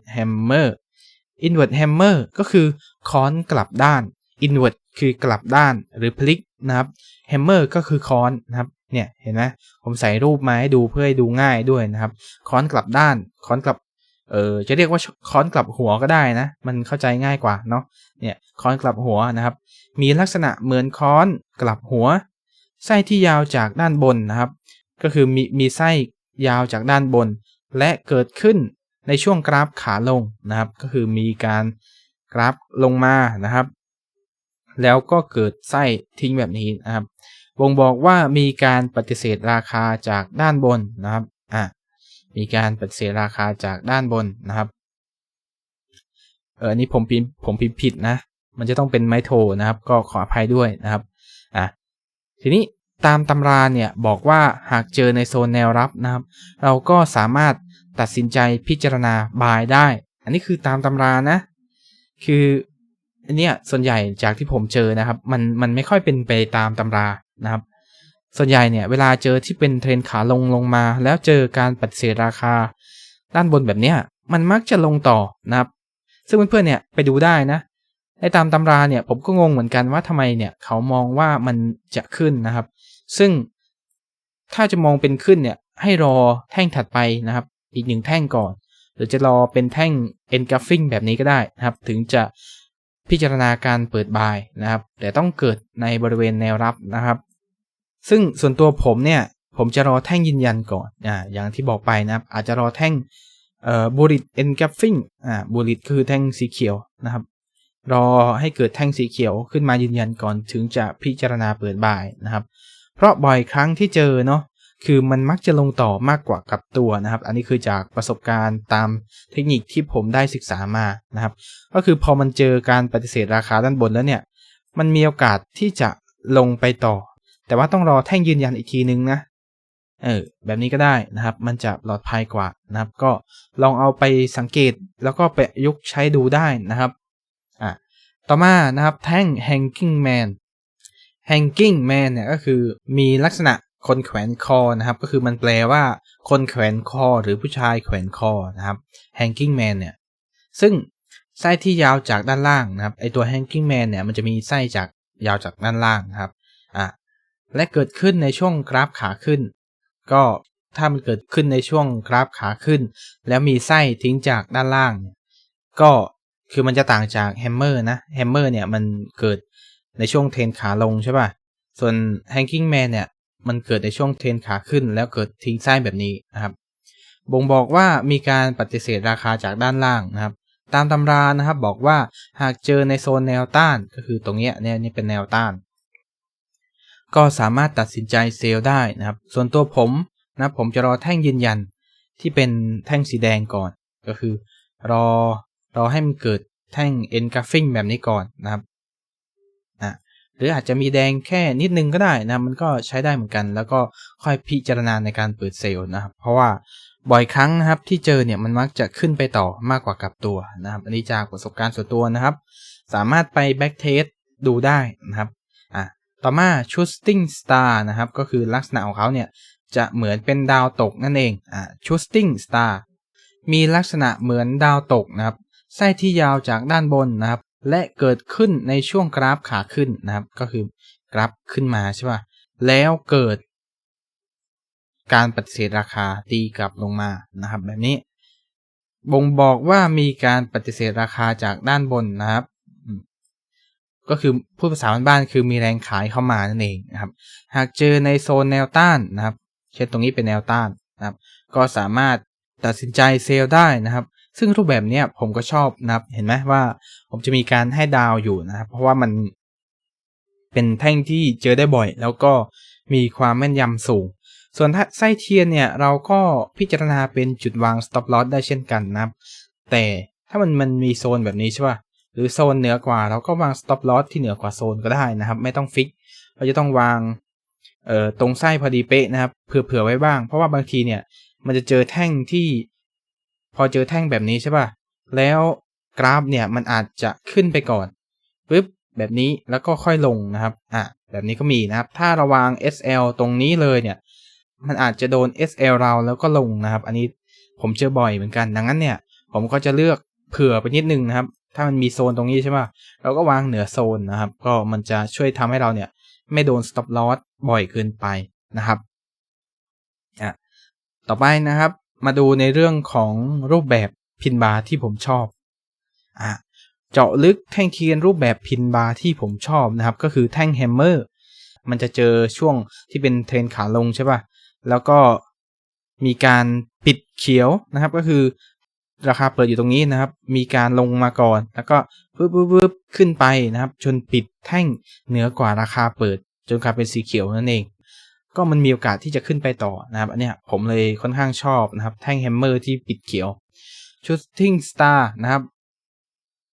ผมชอบแท่งดาวตกที่เป็นในส่วนของแท่งสีแดงเพราะว่าอย่างนี่ราคาเปิดตรงนี้ด้านบนนะก็คือครั้งหนึ่งเนี่ยมันเคยขึ้นไปแล้วโดนตบลงมาโดนแรงขายตบลงมาจนปิดต่ำกว่าราคาที่มันเปิดเห็นว่าเนี่ยราคาเปิดนี่ราคาปิดเห็นไหมว่ามันถูกกลืนกินนะครับคือถ้าใครอ่านแท่งเทียนออกเนี่ยจริงแล้วเนี่ยไอ้แท่งพวกนี้มันคือแท่งกลืนกินนะครับเดี๋ยวเราจะไปเจาะกันนะส่วนตัวเนี่ยเห็นไหมผมชอบแท่งแบบพินบาร์แบบค้อนที่ปิดสีเขียวนะครับคือมันเป็นแบบบูลลิตแคนเดิลปิดสีเขียวนะครับถ้าเป็นแท่งแดงเนี่ยพินบาร์แบบแท่งดาวตก Shooting Star เนี่ยผมชอบแท่งที่ปิดแท่งเป็นสีแดงนะครับเพราะว่ามันสื่อสารได้ชัดเจนนะมันบอกอารมณ์ของตลาดได้และหากเจาะลึกเข้าไปดูใน time frame ที่เล็กกว่านะครับจะพบว่าจริงๆแล้วนะครับมันคือแท่งกลืนกินอย่างสมบูรณ์หรือที่เราเรียกกันก่อนหน้านี้นะครับคือเรียนกันไปแล้วนะครับเรื่องไอ้ engulfing เนี่ยมันคือแท่ง engulfing นะครับเดี๋ยวผมไปเจาะให้ดูนะครับเนี่ยอันนี้ผมใส่ตัวอย่างมาให้ดูเดี๋ยวเราไปเจาะกันนะว่ามัน engulfing ยังไงนะครับจริงๆคือผมสอนไปก่อนหน้านี้แล้วนะในเรื่องของไอ้ตัว engulfing ว่าจริงแล้วมันคือแท่งพินบาร์ใช่ไหมเนี่ยเดี๋ยวผมทำให้ดูอีกทีนึงก็ได้นะครับอย่างถ้าเราเจอก่อนหน้านี้ที่ผมบอกว่าถ้าเจอแท่ง engulfing ในแท่งในtime frame M30 เนี่ยให้กลับไปดู H1 นะครับเราจะเจอแท่งที่เป็นพินบาร์ทีนี้ถ้าเราเจอแท่งพินบาร์ในลักษณะของ time frame H1 เนี่ยแบบนี้นะครับแล้วไปดูเราก็จะเจอแท่ง engulfing แบบนี้เหมือนกันนะครับเราลองเจาะลึกเข้าไปดูก็ได้อย่างเช่นเนี่ยแท่งราคาเปิดใช่ไหมเนี่ยราคาเปิดนี่ราคาต่ำสุดก็คือตรงนี้นี่เห็นไหมนี่ราคาปิดนะครับเห็นไหมว่าคอนเซปต์ของbullish engulfing กับพินบาร์แบบ bullish candle เนี่ยมันคือ engulfing เหมือนกันนะครับคือการกลืนกินนั่นเองนะครับราคาแท่งที่2เนี่ยมันสูงกว่าราคาเริ่มต้นในแท่งแรกนะครับเห็นไหมเนี่ยอันนี้เหมือนกันนะครับง่ายๆนะครับBarrett Pin Bar ก็คือแท่งShooting Star นะครับที่ปิดแท่งเป็นสีแดงเนี่ยมันจะเป็น Barrett engulfing นะครับเป็นแท่งกลืนกินนะครับง่ายๆนะครับอันเนี้ยคือถ้าเราอ่านกราฟออกเนี่ยเราจะเข้าใจนะครับทันทีเวลาเจอที่แท่งแบบเนี้ยเราจะมองไปเลยนะเฮ้ยมันไอเนี่ยมันเป็นแท่งกลืนกินนะถ้าเราไปดูใน time frame เล็กนะครับเพื่อนๆเนี่ยไปดูได้เลยนะอันนี้คือเป็นทริคที่ผมเอามาแบ่งปันนะครับก็หวังว่าจะเข้าใจมากขึ้นนะครับต่อมานะครับเจาะลึกรูปแบบพินบาร์ที่ผมชอบนะครับก็คือไอตัวบุริตพินบาร์นะครับหรือไอที่เป็นกลืนกินเนี่ยแท่งเนี้ยมันเป็นกลืนกินใช่ไหมถ้าเรามองเป็นไอส่วนของ time frame ที่เล็กลงนะครับทีนี้มันจะมีอีกหนึ่งรูปแบบอย่างตัวเนี้ยใช่ไหมเป็นแท่งแฮมเมอร์เหมือนกันนะครับแต่ว่าปิดแดงนะครับถ้าเรามาเจาะลึกกันเนี่ยจะพบว่ามันเนี่ยไม่ใช่แท่งกลืนกินนะเห็นไหมแท่งแฮมเมอร์ที่ปิดแท่งเป็นสีแดงนะครับและแท่ง Shooting Star นะครับที่ปิดเป็นสีเขียวเนี่ยหากเราเจาะลึกเข้าไปดูจะพบว่าไม่ใช่แท่งกลืนกินแต่เราสามารถประยุกต์ใช้เทรดได้เหมือนกันนะครับเช่นรอแท่งคอนเฟิร์มก่อนนะครับเนี่ยเห็นไหมอันนี้เดี๋ยวผมจะเจาะให้ดูนะครับอันนี้เจอในช่วงขาลงใช่ไหมแล้วก็มีทิ้งไส้ก็คือราคาเปิดตรงนี้นะครับนี่ตรงนี้มีการโดนแรงขายลงไปถึงจุดต่ำสุดตรงนี้แล้วก็มีการตีกลับขึ้นมาตรงนี้นะครับแต่ว่าคือมันจะต่างจาก engulfing ตรงที่ราคาปิดเนี่ยไม่ได้สูงกว่าราคาเปิดเห็นไหมเนี่ยพอมันพลอตออกมาเป็นแท่ง30เนี่ยถ้าเราไปดูแท่งเทียนตอน H1 เนี่ยในเจอลักษณะแบบนี้ให้เราไปดูแท่ง 30M ดูนะครับเราจะพบว่ามันไม่ใช่แท่งกลืนกินนะครับนี่เป็นเหตุผลว่าทำไมเนี่ยผมจะชอบแท่งบูลลิตพินบาร์มากกว่านะเพราะมันคือ engulfing นั่นเองนะครับทีนี้เราจะเอาไปประยุกต์เทรดยังไงถ้าเจอแท่งในรูปแบบของแฮมเมอร์ที่เป็นสีแดงแบบเนี้ยนะครับก็ให้รออีกหนึ่งแท่งก็ได้นะครับเช่นรอปิดแท่งนี้จบใช่ไหมเราก็รอให้เกิดแท่งสีเขียวแบบนี้อีกหนึ่งแท่งนะครับแบบนี้ก็ได้แล้วเราก็ค่อยพิจารณาเปิดบายนะครับซึ่งในลักษณะแบบนี้ก็เจอบ่อยนะหรือเราจะไปดูในช่วงกราฟ H1 ก็ได้ก็คือรอให้มันเกิดแท่งเขียวแบบนี้ก่อนพอมาเจอแท่งเขียวแบบนี้นะครับมันคืออะไรมันคือแท่งกลืนกินนะครับเนี่ยอันนี้คือแท่งกลืนกินโดยสมบูรณ์นะครับเนี่ยเห็นไหมเราก็รอให้มันเกิดแท่งเขียวมาอีกแท่งหนึ่งก็ได้นะครับในส่วนของ M30 ก็จะประมาณนี้นะครับ Shooting Star นะครับปิดแบบเขียวเจาะนะครับเราก็จะพบว่ามันไม่ใช่แท่งกลืนกินเหมือนกันนะเห็นไหมเนี่ยราคาเปิดตรงนี้ราคาสูงสุดก็คือตรงนี้ราคาปิดก็คือตรงนี้เห็นไหมเนี่ยมันจะต่างกันนะเรื่องตัว Shooting Star ที่ปิดแดงกับปิดเขียวเนี่ยลักษณะของเขาเนี่ยคนละอย่างเลยนะครับตัวที่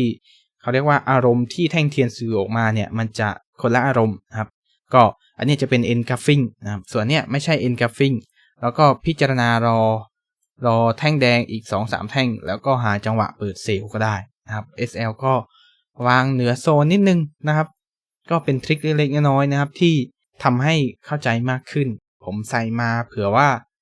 มันจะช่วยทำให้ทุกคนเนี่ยเข้าใจเรื่องแท่งเทียนได้มากขึ้นนะครับใครเข้าใจหรือว่าติดปัญหาตรงไหนเนี่ยฝากคอมเมนต์บอกผมนิดนึงนะเผื่อว่าผมจะทำคลิปมาอธิบายให้อีกทีนะครับทีนี้รูปแบบแท่งเทียนนะครับอย่างที่บอกไปนะส่วนตัวเนี่ยผมจะจำเป็นแบบพินบาร์รวมชื่อกันไปเลยนะครับไม่ได้เรียกว่าเป็นแท่ง Hanging Man หรือแท่งอะไรก็ตามนะผมจะเรียกเป็นรวมเป็นพินบาร์นะครับมันจะเข้าใจง่ายจำไว้เลยพินบาร์เนี่ยจะลักษณะเหมือนเข็มหมุดนะครับแบบนี้โอเคไหมทีนี้มาดูตัวอย่างที่ผมเอามาให้ดูนะครับผมเอาทั้งตัวอย่างที่ผิดมีถูกทางและก็ผิดทางนะครับอย่างเนี้ยคือแท่งพินบาร์มีไส้ยาวจากด้านล่างแล้วก็มีหัวนิดเดียวนะครับก็คือมีตัวเทียนนิดเดียวนะครับปรากฏว่ามันไม่ได้ขึ้นไปถึง TP เรานะมันขึ้นไปนิดเดียวแล้วก็ลงไปโดน SL นะครับก็คือมันสิ่งที่ผมจะบอกก็คือพยายามตั้ง SL กันด้วยเพราะว่ามันไม่ 100% นะครับ อย่าถามหาความเพอร์เฟกต์ในเทคนิคนี้นะครับเพราะว่าจริงๆคือทุกเทคนิคแหละนะครับไม่จำเป็นต้องหาความเพอร์เฟกต์นะครับแค่เราเนี่ยเอาไปประยุกต์ใช้งานแล้วก็หาโอกาสชนะให้ได้มากกว่าแพ้หรือเวลาชนะเนี่ยเราต้องชนะเยอะกว่าตอนแพ้นะครับก็คือ RR สูงกว่า1:1นั่นเองอย่างอันเนี้ยเห็นไหมพินบาร์นะครับเราก็เปิดบาร์ในแท่งถัดไป SL วางต่ำกว่าเส้นเทียนนิดนึงนะครับกราฟก็มีโอกาสที่จะขึ้นไปครับตรงนี้ก็เป็นเทรนขาขึ้นแล้วเราก็ไปโฟกัสแท่งเทียนที่เป็นพินบาร์ในลักษณะของเทรนขาขึ้นก็ได้นะครับก็คือแท่งนี้นะครับหรือแท่งนี้นะครับเห็นไหมเนี่ยพินบาร์นะครับเปิดบายกราฟมีโอกาสที่จะขึ้นไปถ้ามันมาโดน SL เราก็เสียไปนะครับคือเราต้องควบคุมความเสี่ยงไว้อยู่แล้วนะเพราะว่าจะได้เงินเนี่ยมันจะได้ไม่หมดพอร์ตทำให้เราเนี่ยสามารถแก้ตัวในครั้งถัดไปได้นะครับอันนี้พินบาร์เหมือนกันนะครับเป็นพินบาร์ในลักษณะนี้นะครับก็เปิดในแท่งถัดไปหรือจะรอแท่งเทียนอีก1แท่งเป็นแบบนี้ก็ได้คือมันจะกลายเป็นแท่งbullet engulfing นะครับเนี่ยเห็นไหมพอมัน2แท่งเนี่ยแท่งนี้มันเป็นแท่งกินแล้วก็มีไส้จากรวมจากตัวพินบาร์ไปด้วยนะครับเราก็เปิดบายตรงนี้นะครับแล้วก็วาง SL นะครับต่ำกว่าโซนก็ได้นะครับเรื่องโซนเดี๋ยวผมจะเสริมให้ทีหนึ่งนะครับก็ติดไว้ก่อนขอติดไว้ก่อนนะครับก็ติดตามกันไว้นะครับอันนี้อีก1ตัวอย่างนะครับเราก็หาในรูปแบบที่เป็นพินบาร์นะครับเนี่ยเห็นไหมไส้ยาวนะครับเราก็เปิดเซลล์ตรงนี้ก็ได้หรือจะรอให้มันจบแท่งสีแดงก็ได้นะครับแต่ว่าในทุกครั้งเนี่ยมันก็ต้องดูนะว่ามันคุ้มไหมอย่างถ้าเราไปวาง SL ข้างบนใช่ไหมแล้วที่ P ตรงเนี้ยมันปรากฏว่ามันอาจจะไม่คุ้มเราจะเลือกที่จะไม่เล่นก็ได้นะครับตรงนี้ก็อาจจะมองเป็นพินบาร์ก็ได้เราก็หาจังหวะเปิดเซลล์นะครับก็จริงๆคือมันมีเทคนิคที่เราเนี่ยเอาไปประยุกต์ใช้ได้นะครับเรื่องของการเจอแนวรับแนวต้านหรือตามโซนหรือ Divergence ต่างๆนะเดี๋ยวค่อยๆเสริมไปทีละอย่างนะครับเราต้องเรียนรู้เรื่องแท่งเทียนไปก่อนนะครับแล้วก็ค่อยเอาเรื่องต่างๆเรื่องการตีโซนการหาโซนเนี่ยมาประกอบเพื่อให้การใช้แท่งเทียนของเราเนี่ยมีประสิทธิภาพมากขึ้นนะครับนี่ใช่นะแท่งเทียนเหมือนกันเป็นพินบาร์เหมือนกันนะครับแล้วก็หาจังหวะเปิดบาย SL ตรงนี้บายไปนะครับมันจะมีบางครั้งที่ไม่ได้ถูกหลอดเห็นไหมตัวเนี้ยพินบาร์เหมือนกันนะเราเปิดเซลล์ใช่ไหมมันก็ไม่ลงเห็นไหมแล้วก็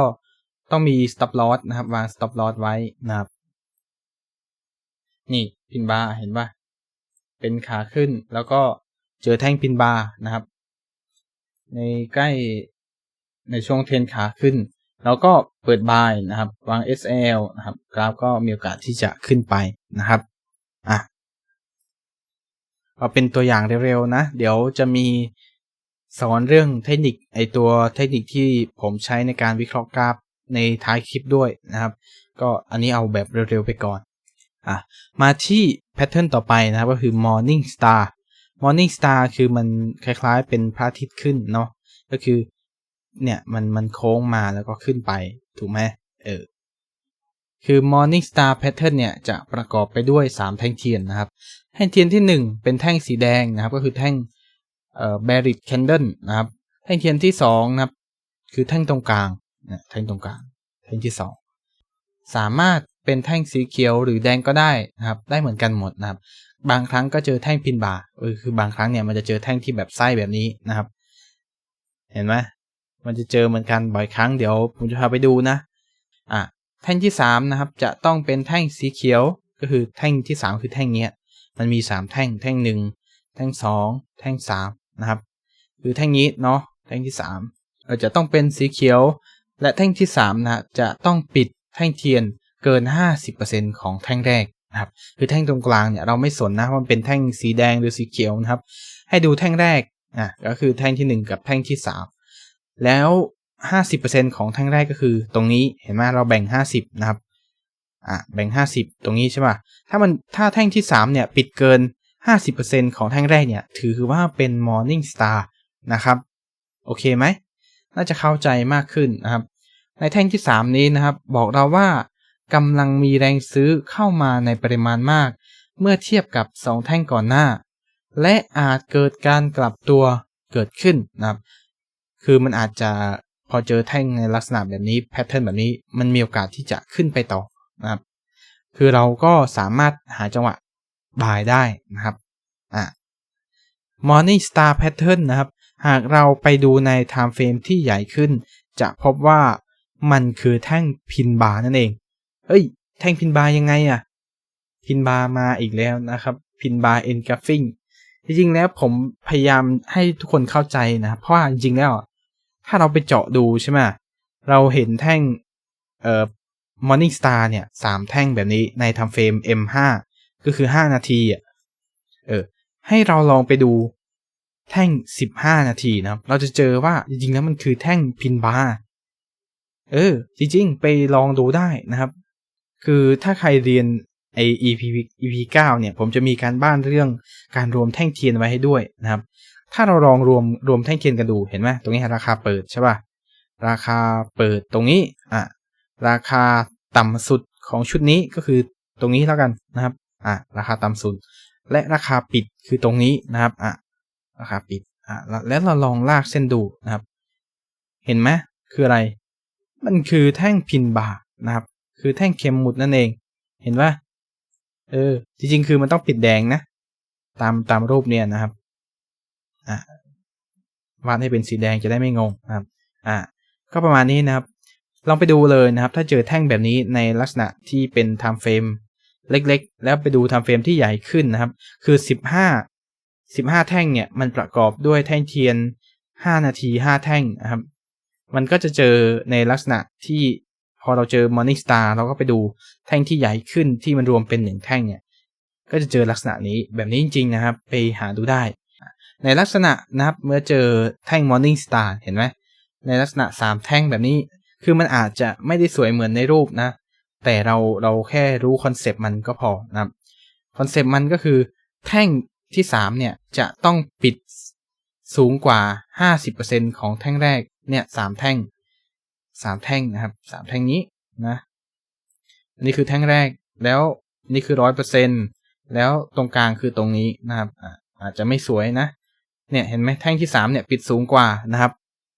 ถ้าเราไปดูหรืออ่านแท่งเทียนออกเนี่ยรวมแท่งเทียนกันนะ3แท่งเนี่ยนี่ราคาเปิดนี่ราคาต่ำสุดนี่ราคาปิดของแท่งที่3แล้วลองวัดแท่งเทียนดูเห็นป่ะคืออะไรคือพินบาร์นะครับเห็นไหมมันคือเรื่องเดียวกันนะครับไอตัว Morning Star Engulfing เนี่ย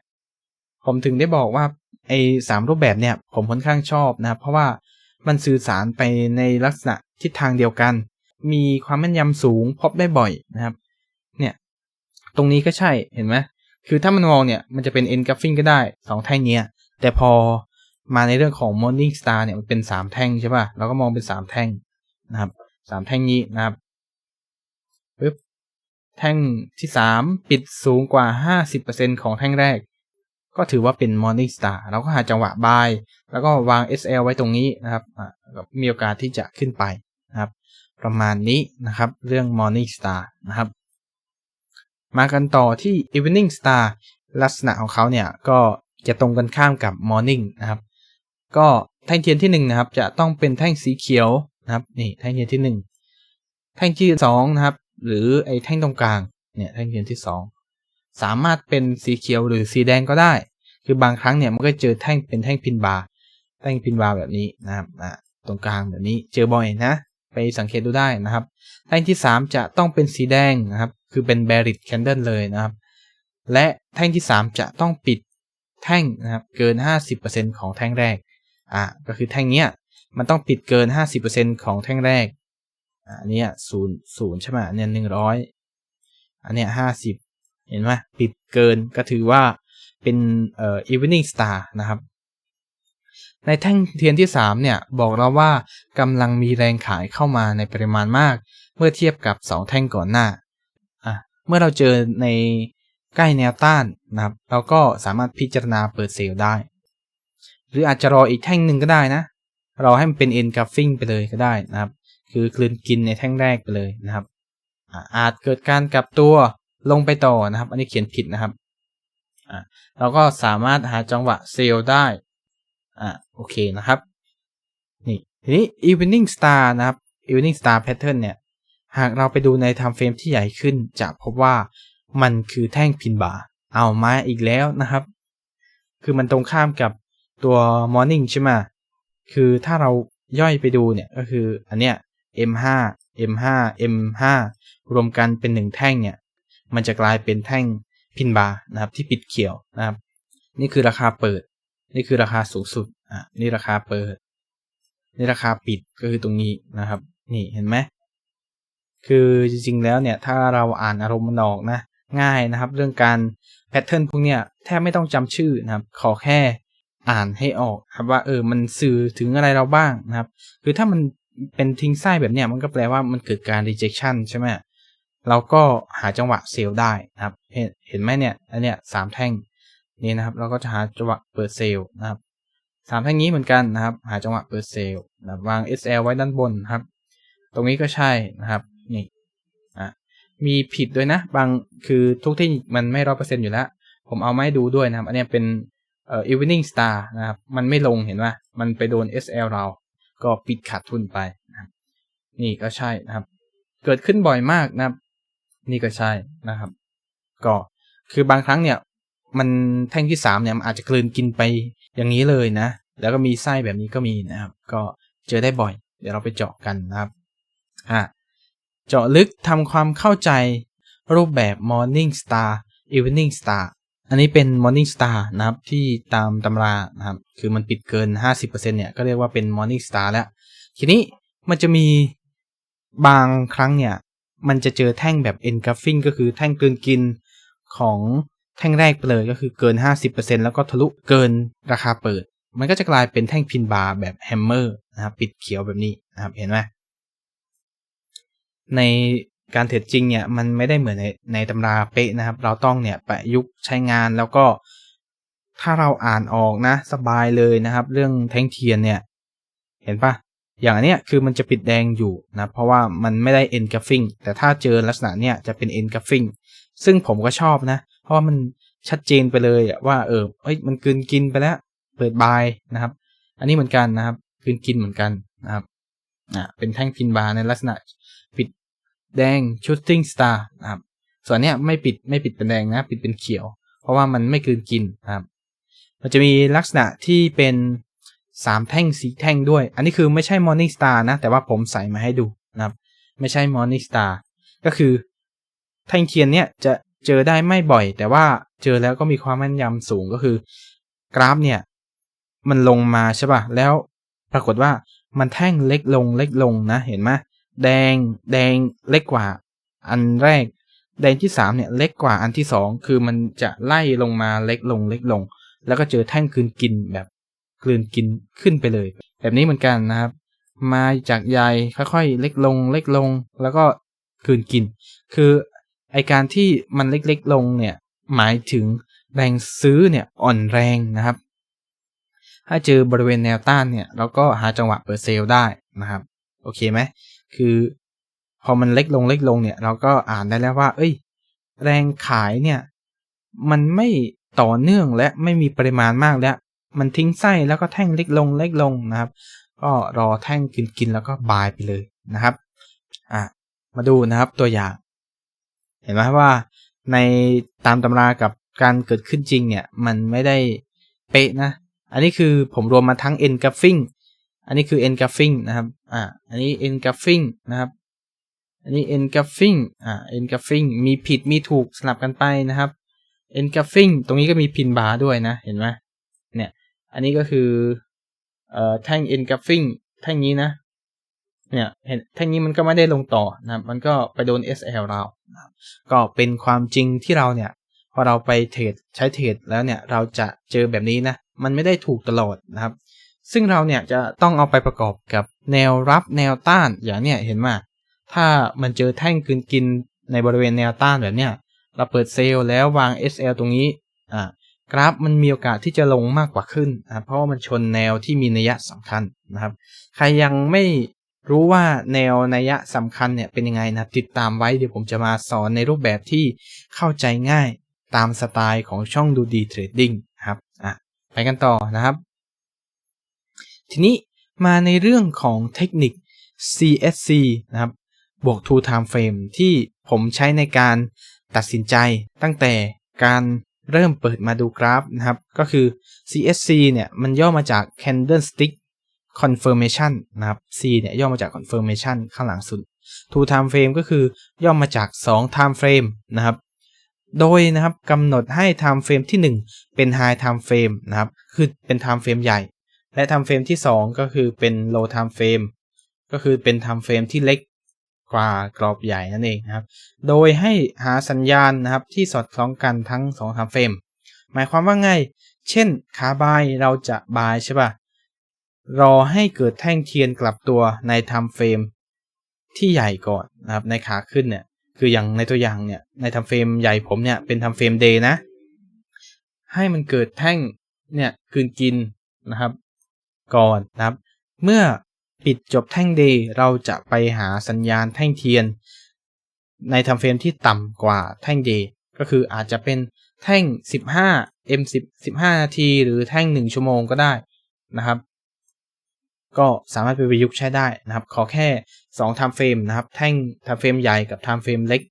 ซึ่งแท่งเทียนเนี่ยต้องสอดคล้องกันนะครับเพื่อหาจังหวะบายหมายความว่ายังไงนะครับเช่นตรงนี้ใช่ไหมโดนมาเจอแนวรับแล้วเกิดแท่ง Engulfing นะครับเป็นแท่ง Engulfing ก็คือฝั่งบายนะครับเราเนี่ยจะต้องโฟกัสบายเราจะได้โฟกัสใน Time Frame Day แล้วTime Frame Day นะครับโฟกัสบายเราก็เนี่ยอันนี้คือเป็นแท่งนี้นะครับเนี่ยแท่ง Engulfing คือตรงนี้เราก็มารอให้เกิดแท่งเทียนกับตัวใน Time Frame M15 แล้วเกิดในช่วงแนวรับตรงนี้นะครับเราก็เปิดบายนะครับมันก็มีโอกาสที่จะขึ้นไปนะครับอันนี้เป็นการใช้แท่งเทียนแบบ multiple time frame ก็คือดูแค่แท่งเทียนนะแล้วก็บวกแนวรับแนวต้านเข้าไปนะครับในเรื่องของโซนอย่างที่บอกไปผมติดไว้ก่อนนะครับเดี๋ยวจะมีการสอนแล้วก็ทยอยปล่อยคลิปออกมานะครับเราเรียนแท่งเทียนกันไปก่อนหรือถ้าเราไม่ทันตรงนี้เราก็มารอแท่งตัวที่เป็น Morning Star ก็ได้เห็นไหม Morning Star เนี่ย3แท่งตรงนี้นะครับอาจจะมองไม่ชัดนะครับเนี่ย3แท่งตรงนี้นี่เห็นไหมเนี่ย Morning Star เราก็เปิด buy stop loss ก็ใต้โซนนะครับก็มีโอกาสที่จะขึ้นไปนะครับเราต้องเผื่อ stop loss นิดนึงตรงนี้เนี่ยพินบาร์เห็นป่ะพินบาร์บวก engulfing เปิดตรงนี้ก็ได้นะครับแล้วก็ stop loss ตรงนี้ครับมีโอกาสที่จะขึ้นไปคือมันเป็นการเลือกเล่นฝั่งที่มีโอกาสชนะนั่นเองคือถ้าเราไปดูแท่งเทียนแค่ทำเฟรมเดียวใช่ป่ะอย่างถ้าเราเปิดบายไปเลยเนี่ยบางทีเราอาจจะได้ราคาไม่ดีเช่นราคาตรงเนี้ยแล้วโดนลากลงมาก่อนมาหาแนวรับก่อนแต่ถ้าเราเจอในทำเฟรมใหญ่ในทำเฟรม day 1แล้วเนี่ยให้ย้อนลงไปดูในทำเฟรม M15 หรือ H1 ครับแล้วรอให้มันเกิดในบริเวณที่มีโซนนัยสำคัญเนี่ย stop loss เรามันจะสั้นจากเดิมเนี่ยเราต้องวาง stop loss ตรงนี้ใช่ไหมเนี่ยวาง stop loss ตรงนี้ก็คือปลายของเนี่ยมันกลายเป็นว่าเราสามารถมาวาง stop loss ตรงนี้ได้นะครับเห็นป่ะ stop loss มันจะสั้นลงแล้วเราสามารถออกหลอดไซด์ได้เยอะขึ้นนะครับแล้วก็ไม่ต้องรอนานนะครับเพราะว่าบางทีเรา stop loss อยู่ไกลเกินเนี่ยเราออก position ได้น้อยแล้วก็บางทีต้องรอนานนะครับกว่าที่ราคาจะวิ่งขึ้นไปเนี่ยมันก็โดนลากลงมาก่อนนะครับแบบเนี้ยเจอบ่อยผมก็เลยทำในส่วนของเทคนิคนี้ขึ้นมาไว้ใช้เองนะครับแต่ว่าจริงๆถ้าเพื่อนเอาไปใช้เนี่ยจะต้องไปแบ็กเทสก่อนแล้วก็จดบันทึกสถิตินะเพราะว่าตัวเทคนิคพวกนี้เนี่ยมันจะขึ้นอยู่กับความเข้าใจของคนคิดด้วยนะครับถ้าเราไม่ได้เป็นคนคิดเนี่ยเราอาจจะใช้มันได้ไม่ดีเท่าคนคิดอยู่แล้วนะครับก็ฝากไว้กันด้วยนะครับฝั่งเซลล์มาดูฝั่งเซลล์กันบ้างรอให้เกิดแท่งเทียนกลับตัวใน time frame day คือกลับตัวเป็นขาลงนะเนี่ยอันนี้คือเป็น time frame day เนี่ยมันเป็นขาลงตามเทรนใช่ไหมเมื่อปิดแท่งจบ day นะครับเราจะไปหาสัญญาณในแท่งเทียน low time frame ที่ต่ำกว่าแท่ง day อย่างตัวนี้นะครับ engulfing engulfing ตรงนี้นะครับใน time frame day นะtime frame day เราก็ไปรอให้จบแท่งนี้ก่อนจากนั้นนะครับเราก็ตีโซนไว้นะครับว่าตรงไหนเนี่ยอย่างนี้นี่เป็นโซนเนี่ยเป็นโซนเนี่ยเฟรมเดย์ถ้าเรามาดูในทำเฟรมเล็กเนี่ยเราก็จะเจอว่าตรงเนี้ยเป็นแนวรับแล้วเปลี่ยนเป็นแนวต้านนะครับแล้วก็มารอเซลล์นะครับมันมีโอกาสแพ้เหมือนกันนะเห็นไหมอันนี้เป็นแท่งคืนกินนะครับ2แท่งนี้ปรากฏว่ามันยังไม่ลงนะครับแต่ว่ามันมีการดีดขึ้นไปก่อนและโดน SL เรานะครับผมใส่มาให้ดูด้วยให้เป็นเหมือนคือเหรียญมันมี2ด้านนะพวกเทคนิคนี้นะครับเพราะว่าคือพอเราไม่ได้เป็นคนคิดเองหรือดูจากผมไปเนี่ยผมจึงพยายามใส่ตัวอย่างทั้งที่ผิดและตัวอย่างที่ถูกไว้ให้ดูนะครับอันนี้เราผิดไปแล้วนะเราก็ไปรอโซนข้างบนนะครับหรือรอสัญญาณอีกทีหนึ่งนี่เป็น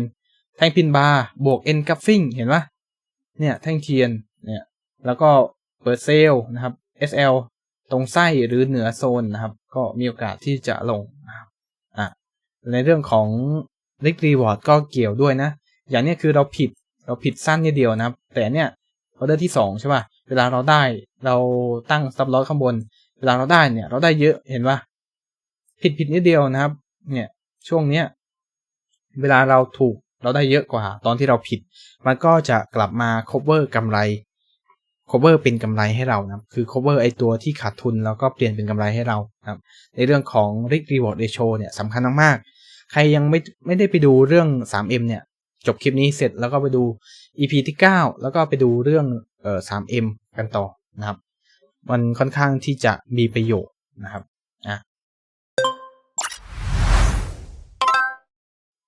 ทีนี้ตัวนี้นะครับเป็นคลิปในเรื่องของการแบ็กเทสระบบเพื่อเก็บสถิตินะครับใครยังทำแบ็กเทสไม่เป็นหรือเวลาเรียนเทคนิคอื่นจากอาจารย์คนไหนมาก็แล้วแต่นะครับไม่เคยที่จะทดสอบเอาไปเทรดจริงเลยเนี่ยมันบางทีเราไม่มีความเข้าใจในเทคนิคนั้น 100% นะเราเนี่ยจะต้องทำการฝึกเรียนรู้ด้วยการอาจจะแบ็กเทสหรือในตลาดจริงก็ได้แต่จริงๆคือผมแนะนำให้เพื่อนๆทำแบ็กเทสกันก่อนเพราะว่าอะไรเพราะว่าการแบ็กเทสเนี่ยจริงๆคือถ้าเปรียบเทียบใครเคยดู Dragon Ball เนี่ยมันคือการเข้าห้องแห่งการเวลาห้องแห่งการเวลาคืออะไรคือมันสามารถทำให้เราเก่งขึ้นได้เร็วขึ้นกว่าปกติจากเดิมเนี่ยเราไปใช้ในตลาดจริงใช่ป่ะแต่มันก็ต้องรอใช่ไหมรอปิดจบแท่งรอวัน2วัน3วันอาจจะไม่เกิดหรืออาจจะรอเป็นเดือนนะครับแต่ถ้าเราไปเรียนรู้ทำแบ็กเทสเพื่อเสริมความมั่นใจเพื่อให้เราเนี่ยเข้าใจเทคนิคนั้นได้มากขึ้นนะครับเราก็ต้องเนี่ยมาแบ็กเทสแล้วก็เก็บสถิตินะครับในคลิปนี้ผมมีการแจกตัว G-Sheet ด้วยนะไปดูนะครับมันจะมีเรื่องสถิติเรื่องวินเรทนะครับเราใช้เทคนิคนี้วินเรทและสูงไหมมันใช้ได้จริงหรือเปล่าเราเข้าใจมันจริงๆหรือเปล่านะครับมีเรื่องของค่าเฉลี่ยอัตราการแพ้ชนะนะครับมีกราฟให้ดูด้วยนะเป็นไอตัวอัตราวินเรทนะครับเราบายเราเซลชนะกี่ครั้งนะครับในเรื่องของการแบ็กเทสนะครับก็ไปลองดูคลิปนี้ได้นะครับซึ่งการนำเทคนิคที่เราเรียนรู้ไปแบ็กเทสก่อนเนี่ยคือเพื่อให้เราเข้าใจมากขึ้นคือเพื่อตัวเองทั้งนั้นนะผมเนี่ยพยายามให้เพื่อนๆเนี่ยได้ไปทดลองก่อนใช้งานจริงนะครับบันทึกสถิติก่อนว่าเราเนี่ยเข้าใจมันจริงไหมเราเหมาะสมกับมันหรือเปล่านะครับเก็บสถิติบันทึกสถิติดูว่าออกมาเป็นแบบไหนนะครับต้องเพิ่มอะไรบ้างปรับปรุงอะไรเพิ่มเติมบ้างนะครับคือทุกเทคนิคนะครับเวลาเรียนไปเนี่ยผมจะเอาไปเบรกเทสแล้วก็ดูก่อนว่าไอเทคนิคเนี่ยผมเอาไปประยุกต์อะไรได้บ้างกับเทคนิคก่อนหน้านี้ที่ผมได้เรียนหรือเทคนิคอื่นๆเราเอามาต่อยอดพัฒนาอะไรได้บ้างอย่างบางคนเนี่ยถ้าเอาไปแค่ในเรื่องของแท่งเทียนหรือตัว two time frame แบบเทคนิคเนี่ยมันก็อาจจะมีโอกาสที่จะขาดทุนมากกว่าชนะก็ได้ใครจะไปรู้ใช่ไหมบางคนมันก็ไม่ได้เหมาะกับเทคนิคที่ผมสอนในวันนี้นะครับแต่เราจะรู้ได้ยังไงว่ามันเหมาะเราก็ต้องทำการพิสูจน์ถูกไหมพิสูจน์บันทึกสถิติดูนะครับว่าเราเหมาะไหมเราเอาไปพัฒนาเสริมกับอินดิเคเตอร์เช่น RSI หรือ MACD หรืออะไรได้บ้างนะครับก็ ฝากด้วยนะครับทีนี้ e-book นะครับเรื่องเทคนิคตัวเทคนิค CSC to time frame เนี่ยคือผมยกตัวอย่างมาแค่2หน้าเมื่อกี้คือจริงๆผมอยากยกตัวอย่างมากกว่านี้แต่ว่ากลัวคลิปเนี่ยมันจะยาวเกินไปผมก็จะเปลี่ยนไปทำเป็นe-book แจกฟรีแทนนะครับก็ทำกำไรเทรดกำไรด้วยแท่งเทียนเทคนิค CSC to time frame นะครับฉบับสมบูรณ์นะครับก็จะมีการยกตัวอย่างเรื่องการใช้งานเรื่องการใช้โซนต่างๆนะครับก็ไปลงทะเบียนรับนะครับเพื่อรอรับแล้วกันเพราะว่ามันยังไม่เสร็จนะครับก็ขอเวลาผมทำนิดหนึ่งนะครับอาจจะประมาณ1เดือนนะครับก็ผมก็จะพยายามทำให้เสร็จเร็วที่สุดนะครับก็เข้าไปใน LINE นะครับ LINE แอดดูดีเทรดดิ้งนะครับมีแอดนำหน้าด้วยนะครับแล้วก็จะมีตัวลิสต์เมนูเนี่ยขึ้นมาบอกว่าลงทะเบียนเพื่อรอรับ e-book นะครับแล้วก็กดลงทะเบียนกรอกอีเมลกรอกชื่อให้เรียบร้อยนะครับก็หลังจากที่ผมทำ e-book แบบเสร็จสมบูรณ์เสร็จเนี่ยอาจจะประมาณ 1-2 เดือนเนี่ยผมก็จะส่งอีเมลไปให้ทุกคนก็ผมทำให้ฟรีนะครับไม่มีค่าใช้จ่ายไปลงทะเบียนกันได้นะครับก็ประมาณนี้นะครับสำหรับความรู้เรื่องแท่งเทียนการอ่านแท่งเทียนกับตัวนะครับก็หวังว่าเพื่อนๆเนี่ยจะได้ประโยชน์กับคลิปนี้นะครับแล้วก็อย่าลืมเนาะไปลงทะเบียนรับ e-book กันด้วยคลิปนี้ผมก็ต้องขอตัวลาไปก่อนสวัสดีครับ